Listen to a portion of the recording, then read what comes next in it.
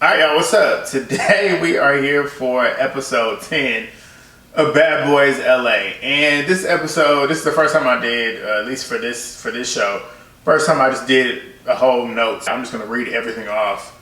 Not even read everything off, but just recap it all in one little scene.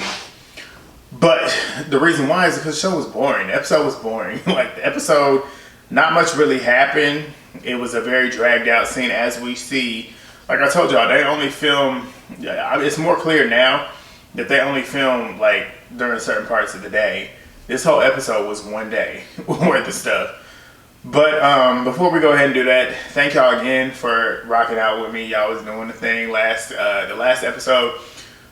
Review, thank you again. Thumbs up the video. Continue to do what you were doing.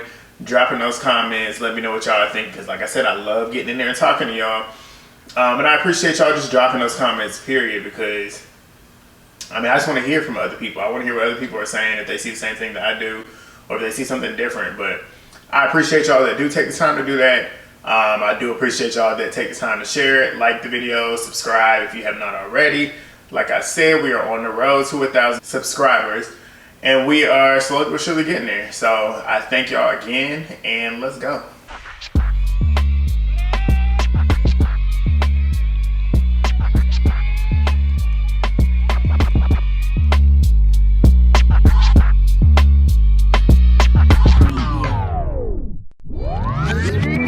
Alright, so we get back from pretty much the end of last week's episode where they're all still outside, basically getting ready to talk about what happened and whatnot.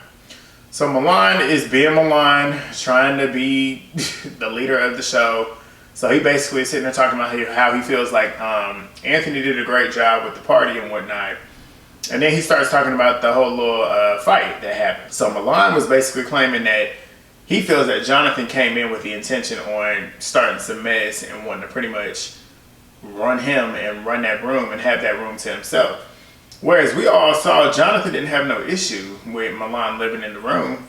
He basically just wanted to be in there with him because the room was bigger and Jonathan came with a lot more baggage, literally a lot more baggage. And it's like, why would he be in a room that doesn't have much space when he has all the shit that he got? So basically, Milan's sitting there trying to say Jonathan was in here trying to do too much, and that's why they ended up getting into a fight. Everybody else knows that was some bullshit.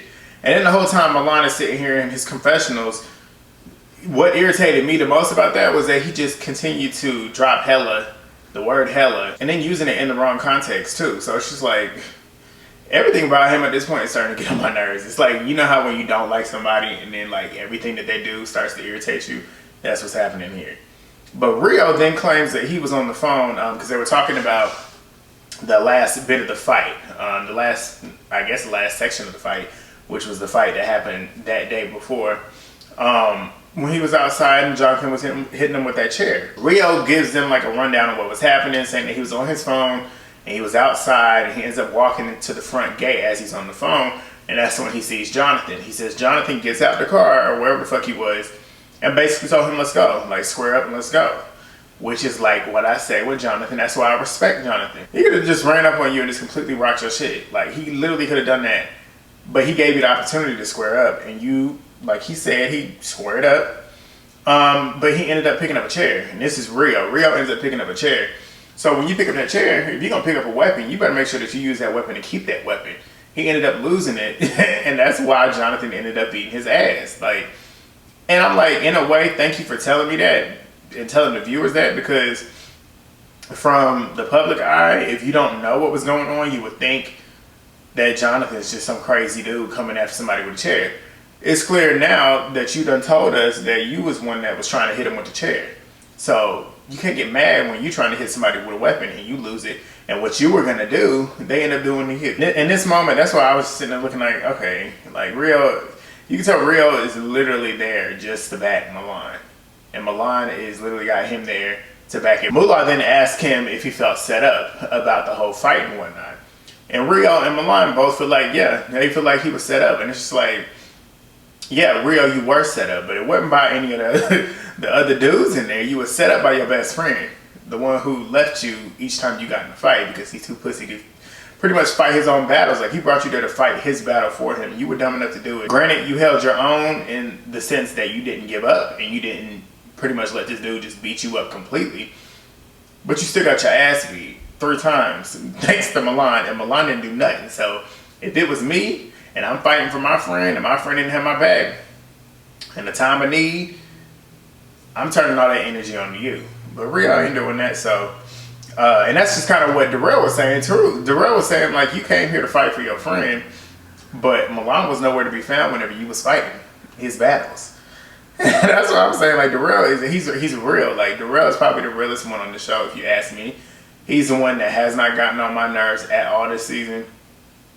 And yeah, everything he says is typically facts. Like, for the most part, it's always facts. But then at the end of that, after they're describing everything and whatnot, they all welcome Rio into the house. Gutta ends up leaving and going inside because apparently he either didn't eat nothing, but he had a jacked up stomach because he was drunk and he had to go throw up.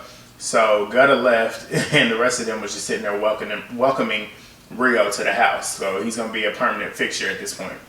So then we get to the next day, and the next day you got Anthony and Milan. They're downstairs basically looking up stuff to shoot this music video.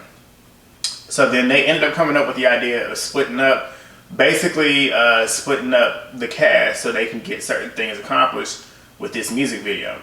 And then basically what had happened was Moolah, Milan, Curtis, Gutta, and Rio, I believe that is all that went to go to the studio to finish up the song.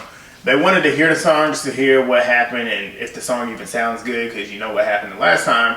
The producer, Matt Cash, or whatever the fuck his name is, he ended up dipping out on them, and that's when the fights with Carry On and Milan started.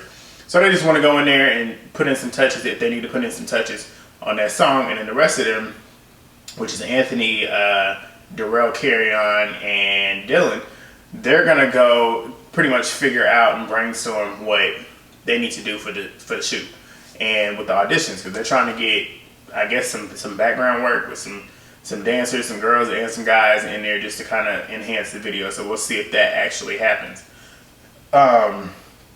So they get to the studio, and Matt Cash is in the studio. Everybody's skeptical. They're like, in a way, they don't even want him to be there, because last time he left halfway through recording, and it's just like, do we even trust you at this point? Are you even a valid source to really be here trying to produce this song? But he's there, and they basically end up listening to the song. They get in the booth, each individually, to kind of, like, I guess in a way, lay down more tracks, or at least fine-tune whatever issues they had with their first verse. So Milan was the first one to get in here. He was the first one to get in there. His verse is whack. He's sitting there dancing, and like, everything about that whole scene just seemed forced to me. Like, the verse is whack, him dancing was whack, the whole vibe that he was trying to give was just pretentious, and it's just like, whatever. Curtis gets in there next, and Curtis did not need to go in there and do anything, because from what I remember the first time, his verse was solid the first time, but he got in there, he barely really did anything new because his shit was tight. Like, Curtis's verse is easily the best one on here. Like, he has great flow. His lyrics were pretty nice. Like, everything that he was saying was actually rhyming and wasn't like an elementary rap. I wouldn't say it was super advanced, but it definitely was something that I could listen to. Like, if he was to do that whole song on that beat, I would give it a couple listens. I ain't gonna say I'm gonna buy it, but I damn sure would listen to it and not cringe. Like the next person, Moolah gets in there, and I don't know what the fuck he was doing. I don't know what he was doing. And apparently he had a verse, but they didn't really show or at least play the full verse while he was in there recording. But he was like, in a way, it seemed like he was like the hype man for the backing vocals. Like, you know, like in a song and you hear like, they singing like a main verse or whatnot, and you hear like them repeating certain words from the verse. That's what he was kind of giving me. But apparently he had a full vocal, a full verse later on in the song, which we're going to later see soon. But Moolah, I don't know what he was doing. I was expecting a little bit more from him, but nothing was going. Gutta got in there. Gutta was just being Gutta. Like, everything about that was Gutta, and it was entertaining to watch. Gutta, I feel like Gutta, if he really takes it seriously and actually pushes his pen, and when I say push that pen, like, really extend your vocabulary. Like, look up pick up a dictionary, and when you pick up a dictionary and you can start kind of using your verbiage, I feel like Gutta has the tone to go a certain way with his music that can make it could be something different. It could be something cool. I don't know how far it will go mainstream, but I can see something cool because his voice is something that I ain't heard. So it's interesting, and he at least seems to have a little bit of a tone to where he can actually spit what he's trying to spit. So Gutta, I feel like Gutta has potential, and like I said, I feel like Curtis, if he wanted to, Curtis could try his hand at starting a rap career. Like I could see him putting out some stuff. I don't know how far it will go mainstream wise. He'd probably be more like an underground artist where you know who he is, if you know who he is, and just like listen to mixtapes and whatnot. I can see him doing that. So good for them. But as they're doing this, Natalie and Lyrica Anderson come in. When I saw Lyrica, all I thought of was Lyrica G and Pam. You know, Lyrica's husband A1. And her mom and his mom. I miss Love and Hip Hop Hollywood. Love and Hip Hop Hollywood was my favorite of the Love and Hip Hops, cause of them two right there. Like that whole family, man, gold comedy. But they played a song for Lyrica, and they're dancing as each one of their verses come up, and I was just cringing the whole time. It was so awkward just watching them. Like it was just weird. Like they would just go up one by one, like they're performing, but they're not performing, but they're lip syncing. It was awkward, but that's what happened. Lyrica ended up liking the song. Natalie was just, you know how Natalie is. Natalie extra in general. So anytime a song is played, regardless if it's a good song or not, she gonna be acting like it's the best song in the world. And she halfway through the song was doing that, but for some points, she was looking at it like, okay, what's going on? But for the most part, they enjoyed it. Lyrica liked the song. So basically, when they finished that, Milan trying to be his best to be the leader, he ends up telling them like we need to go check up on Anthony and see what's going on because like Moolah said that he didn't feel like the party was what it was. He didn't feel like it was lit. And Milan was saying, yeah, we probably should check on him just to see because his work with the party, he didn't really get. And now that you think about it, like whenever he started the party when the party started, I'm all over the place. When the party started, there wasn't much going on until I guess Milan used his contacts, so I guess I can see. But they ended up checking up on them, and we ended up checking up on them. They outside at a restaurant, and that is Anthony, Carry-On, Dylan, and Darrell. They're outside at this restaurant, and they're basically just talking about what they're trying to get going for the shoot and whatnot. It's like a filler scene. And they just kind of pretty much set the groundwork for what they're going to do for the rest of the night, which is the auditions. Before we get to that, Darrell was also picking with Carry-On a little bit about Gutta. And he was saying that Gutta, like, in a way, it's like he was insinuating that Carry-On might have something going on with Gutta. And Carry-On looks very uncomfortable and very irritated by what is going on. He even vocalized saying that he felt like Darrell was pushing a narrative. Which to me, at least from what I can see through the episodes, it don't seem like Carry-On is feeling the same way that Gutta is. Gutta's very flirtatious with him. I don't know, maybe we missing something, but from what's on the screen, I ain't see Carry-On pushing up on him or at least giving him that same type of energy back, but maybe there's something that we just don't know. But Carry-On was irritated about that. Darrell was basically saying like Gutta's young. I can tell that Gutta is feeling him and whatnot, but I don't want him to end up getting hurt or whatnot. Which I can see why he's doing that, but like I said, it's hard for me to really gauge because what I see on the TV is completely different than what is being conveyed through the TV through Darrell's lens. And Darrell's a realist, so that's why I say, like, when it comes to Darrell, I take his word over the rest of the cast. But who's to say that it's true? But if it is true, then it's true. But we get back to the house, and then they end up having auditions and whatnot. And then the way they're doing these auditions, they're kind of doing it like, so you think you can dance with the stars, like how they're like doing numbers and stuff, and they're grading people on their auditions, which I think is stupid. Like, if it's a casting call, like, do it like a casting call, like, have them come up, do what they're doing, and then call them back whenever you're ready to call them back. And if you don't call them back, then they didn't get the job. If you call them back, then they got the job. But they just go down the list. They got certain people coming through. For the most part, everybody that we saw pretty much was not, they weren't doing much of nothing. It's just like, you can tell they just picked certain people off the street and was like, just come over here and just do this for me real quick. Da, da, da. That's what I'm saying. Zeus got to do a better job with their planning of their shows. It's like everything seems so last minute. There's no real direction of what's going on. And that's the same thing with this show. Like the show, I feel like the show could do a lot more. Like when you say like you're mimicking Bad Girls Club, at least with them, even though they were fighting, they were there. The majority of the seasons, they were all there in the house to change in a way. But with that, they're trying to do things that they actually aspire to possibly be in for a career. Like how they used to always they used to do certain things. What I can remember last is like Seven's season. Seven was trying to DJ, and then what was her name? Key. She was rapping, and it's like they were working towards something. Yeah, they were fighting and stuff, but they were working towards something. They were going out, they were having fun, they were going to the clubs and whatnot.